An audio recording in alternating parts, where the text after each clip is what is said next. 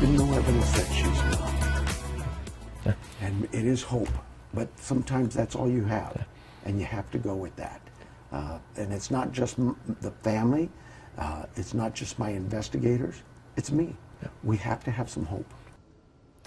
Well, that was Tucson, Arizona Sheriff Chris Nanos weighing in on the possibility that Nancy Guthrie could still be alive.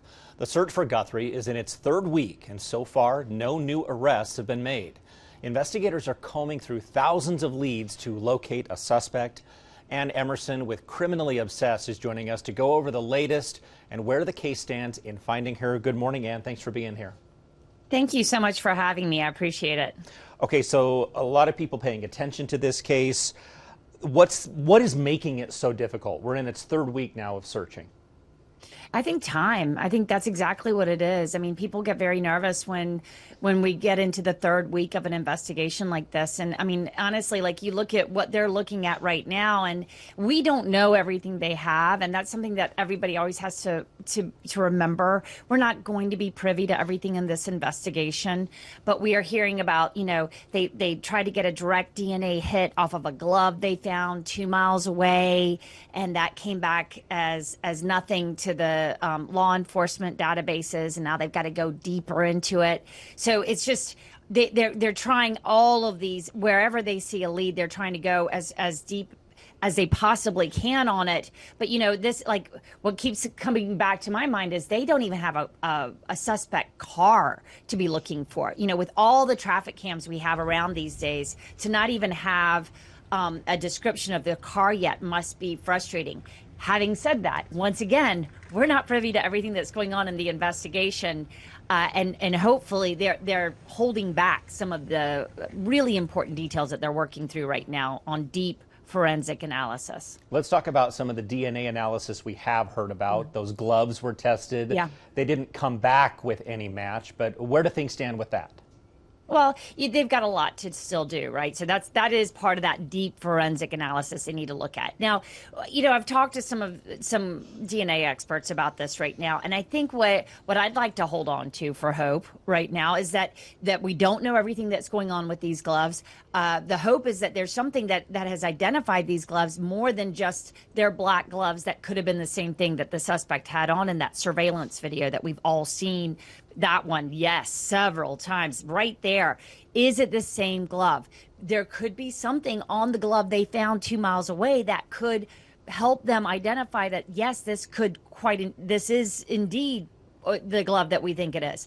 So that's great. If that's what's going on, they can go into Interpol, which would help them with any identification of suspects that may have some kind of touch DNA on that glove. Maybe that's going to be in Mexico. They can be looking at an Arizona database cell. And then they can really go into what we call genetic genealogy, which we're all getting familiar with these days because of these huge cases like Brian Koberger from the Idaho 4 murders. That's how they were able to identify him with that DNA from a teeny tiny bit that was on a sheath of the knife. So there are a lot of things that they can still do with this DNA, and I feel like that we're just in the middle of a deep dive. The sheriff also said, in reference to other cameras around Nancy's house, it's in the hands of Google, basically trying to recover some video or pictures from those other cameras. Can you talk about that process? You know, it is, he's right. I mean, it's in the hands of the people that created this technology, right? So they're going through, I think we were all sort of amazed when that suspect video came out from the surveillance, from the person who we think abducted her. You know, those images are eerie, they're chilling, and they're so real. So if they can even perhaps get a little bit more from the other cameras, then maybe they can see was he alone? Is there a car in there? You know, I have seen so many cases solved with a car that they've really been able to identify and track. So my hope is that they're going to be able to see what was happening around there on that property, not just this one picture of this suspect. But they do have a lot to still work through. You know, I mean, some of the things that we found on the suspects was at that door. You know, they're going deep into Walmart because they think that's where possibly the backpack, you know, could have been sold. So they have all of this surveillance video to go through. There are thousands and thousands, tens of thousands of leads coming in right now, tips coming in right now. If any of those pan out. So the sheriff rightly has said this is not cold at all, even though we're in the third week, but it does, time is not good when you're dealing with an elderly lady who we all know she needs her medication and she needs to get brought home now. Another thing we did hear from the sheriff either yesterday or the day before, a definitive statement that all family members have been cleared. Yeah, that was extraordinary. Extraordinary because we have not heard that from that joint announcement with the FBI, but the sheriff is still, for all intents and purposes, the way we understand how it's working, still the lead agency. So that is his prerogative, I think, to say things like that.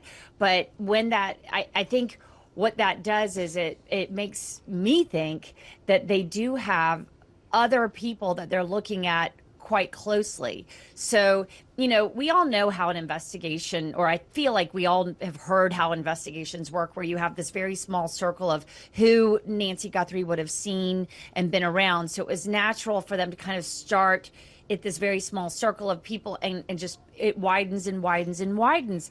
For whatever reason, the sheriff feels very, very confident that he's now in a different part of that circle, and he's looking at suspects outside of anyone who had that familial contact with her, which, you know, as Savannah and her family go through this, we are all, we cannot even imagine how unbelievably painful this is. I spoke to a woman who had her daughter missing for 13 years, and they found her daughter's killer. It was Brittany Drexel. Dawn is her mother, and we did an interview with her about this, and she really brought home to me how painful these experiences are for the missing loved one's family.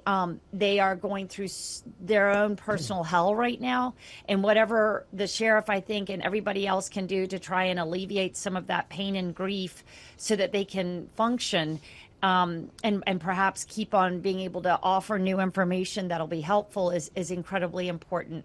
It is, it's beyond what this family must be going through at this point. No one can even imagine. All right, Ann Emerson with Criminally Obsessed, thank you so much for chatting with us. We appreciate it. Well, thank you. Thank you.